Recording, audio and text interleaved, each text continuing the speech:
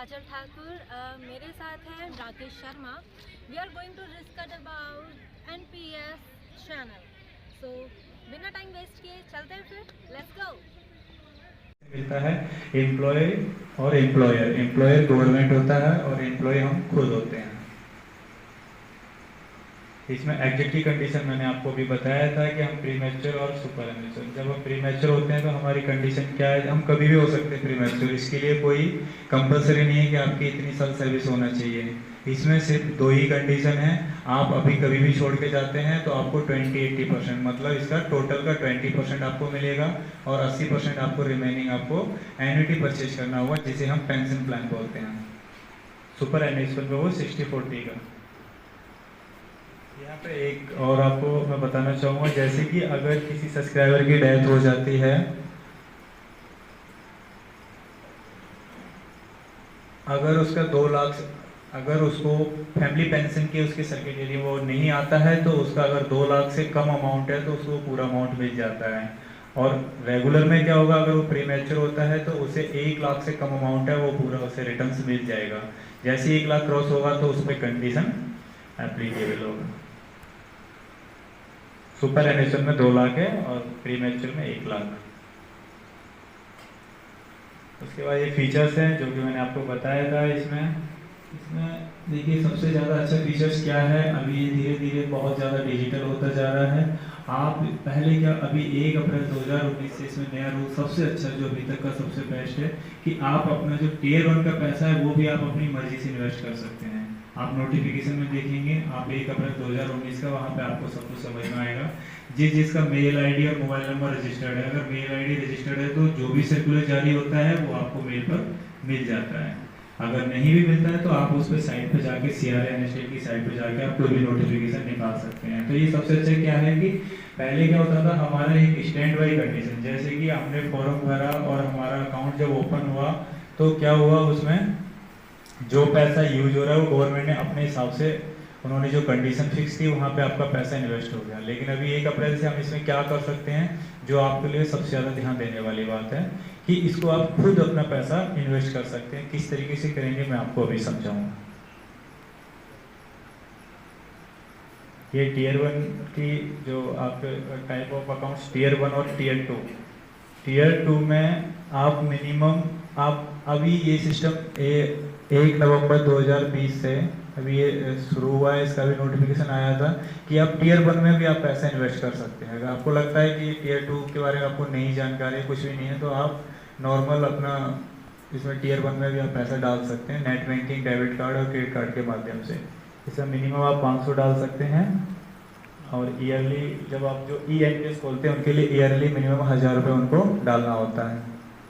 Tier 2 की condition आपको, इसमें टियर 2 में क्या होता है, यहाँ पे भी 2 कंडीशन होती हैं, एक होता है रेगुलर, एक होता है टैक्सेबल। तो हमें कौन सा अकाउंट खोलना चाहिए, रेगुलर वाला। किस लिए खोलना चाहिए, दोनों की कंडीशन क्या है। टैक्सेबल हमें क्या चाहिए कि टैक्स बेनिफिट, अगर हम 50,000 रुपये और टैक्स बेनिफिट लेना चाहते हैं तो हमें क्या करना होगा, हमें तो ऑलरेडी NPS में मिल ही रहा है 1.5 लाख का, तो हम टियर 2 कौन सा खोलेंगे, रेगुलर। रेगुलर और टैक्स पेयर में इनमें थोड़ा सा इंटरेस्ट का डिफरेंस रहता है, रेगुलर में ज़्यादा मिलता है। लेकिन रेगुलर एक चीज़ से और ज़्यादा अच्छा है कि रेगुलर में आपका लॉकिंग पीरियड नहीं है। आपका कोई लॉकिंग पीरियड नहीं है, आपने अभी ओपन करा, उसके बाद आपने पैसा इन्वेस्ट कर दिया, आपको लगा 1-2 महीने बाद कि मुझे कहीं पैसे की रिक्वायर है, तो आप उस पैसे को निकाल सकते हैं। और इसके लिए कोई लंबा प्रोसेस नहीं है, आपको कोई ऑफिशियल वर्क नहीं करना है, कोई डॉक्यूमेंटेशन नहीं करना है, आपको सिर्फ मोबाइल से ही आपको इसको पूरा ऑपरेट करना है। मोबाइल से ही आप विड्रॉल कर सकते हैं और मोबाइल से ही आप इसको ओपन कर सकते हैं। तो हमें इसके लिए सबसे ज़्यादा क्या होता है कि हमें कौन सा करना चाहिए, रेगुलर वाला। अगर फिर भी आपको अगर टैक्स पेयर चाहिए तो आप वो भी ले सकते हैं। कंट्रीब्यूशन का मैंने आपको बता ही दिया। जब हमारी ये स्कीम लॉन्च हुई थी तब इसमें बेसिक और DA का 10% मिलता था। अभी गवर्नमेंट ने 1 अप्रैल 2019 से इसको 40% कर दिया, एम्प्लॉय का 10%।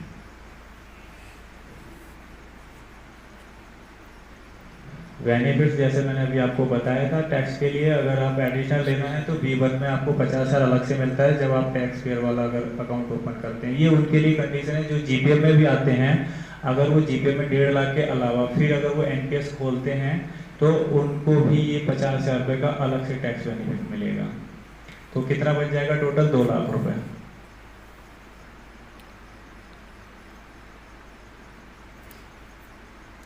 ये जो गवर्नमेंट की पहले स्कीम थी जो फिक्स थी, अभी इसको 1 अप्रैल 2019 से इसको चेंज कर दिया है। पहले क्या सिस्टम था, इसको जो असेट ओलोकेशन है इसमें क्या सिस्टम था कि हमारा पैसा ऑटोमेटिक इन्वेस्ट होता था कि गवर्नमेंट्स के अंदर के, ये सब कुछ ऑटोमेटिक सिस्टम है।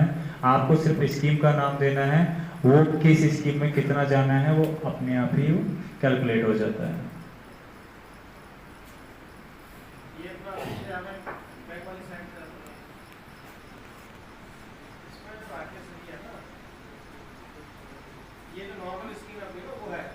जी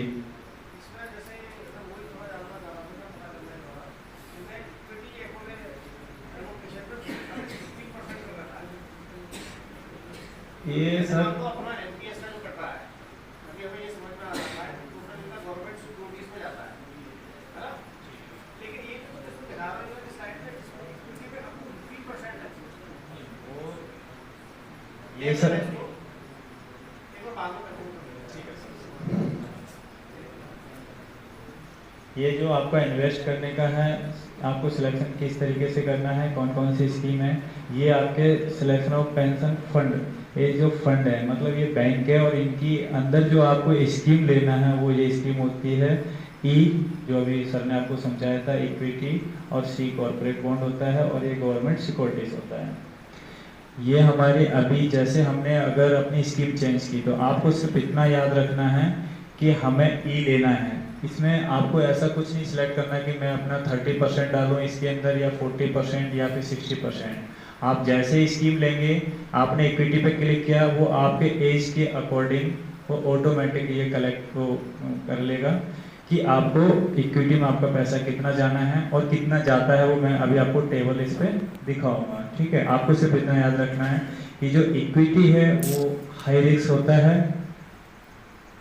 उसके बाद ये जो कॉर्पोरेट बॉन्ड है वो आपको मिडिल में आ जाता है, और गवर्नमेंट सिक्योरिटी से पूरा इसमें क्या होगा, जो आपका इक्विटी में जाएगा वो 15% ही जाएगा पोर्शन आपका, बाकी पूरा परसेंट वो 100% गवर्नमेंट सिक्योरिटीज के अंदर रहता है।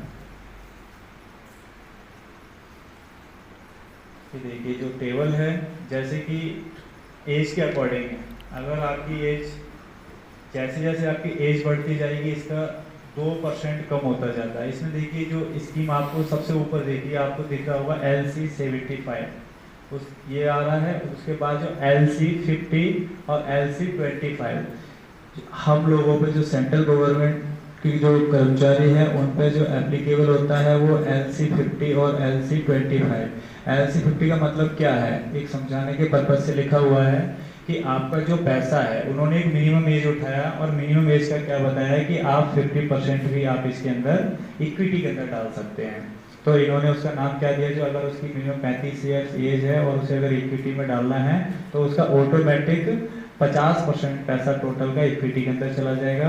उसके बाद फिर C और G टोटल 100% पैसा इस तरीके से इन्वेस्ट होगा। वहीं आपकी एज बढ़ती जाएगी 36 साल 37 साल, वैसे वैसे इक्विटी का रेशियो कम होता जाएगा, और जैसे लास्ट जब 55 ईयर्स के आसपास चले जाते हैं तो इक्विटी का रेशियो 10% के आसपास रह जाता है।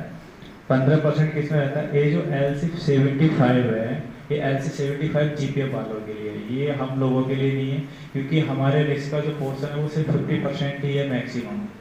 GPF वाले रिस्क ले सकते हैं, उनका 75% हो जाता है अगर एज कम है, फिर उनका भी जैसे हमारा कम होता जाता है उसी तरीके से ये भी सिस्टम कम होता जाएगा। ये अलोकेशन आपको सबको समझ में आया? जब आप लॉगिन करेंगे तो वहां पे सिर्फ आपको 3 नाम दिखाई देंगे ओनली। कौन कौन सा दिखाई देगा, अग्रेसिव, मॉडरेट और ये कंजर्वेटिव। इसमें आपको जो एग्रेसिव है उस पर आपका क्लिक नहीं होगा, आपको सिर्फ 2 ही स्कीम पर आप क्लिक कर सकते हैं। जैसे ही आप 2 पर अगर आपने मॉडरेट वाला लिया तो ऑटोमेटिक आपका जो टोटल इंटरेस्ट कॉर्पस है वो इक्विटी के अंदर 50% चला जाएगा। ये जो इसका एक एवरेज रिटर्न्स होते हैं जो कि हमने निकाले हैं, इसका मैक्सिमम आपको ये देखना है कि इसमें सबसे टॉप किसका क्या है, कॉर्पोरेट बॉन्ड आपको दिखाई दे रहा होगा 11 ईयर से अभी इसका लगभग इससे कम नहीं हुआ है।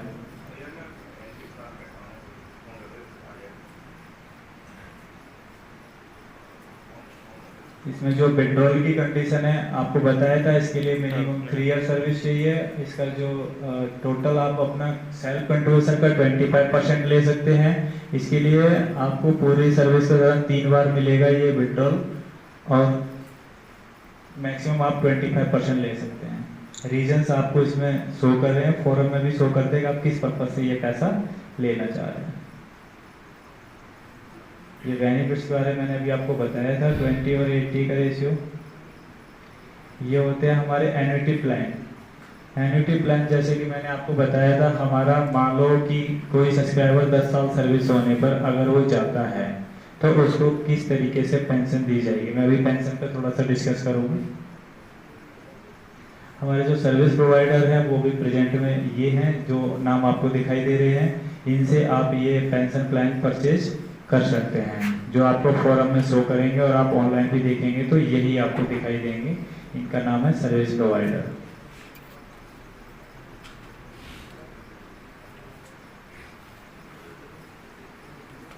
ये एक एनपीएस का मोबाइल ऐप है, आप जिसने डाउनलोड नहीं किया है वो प्ले स्टोर में डाउनलोड करें।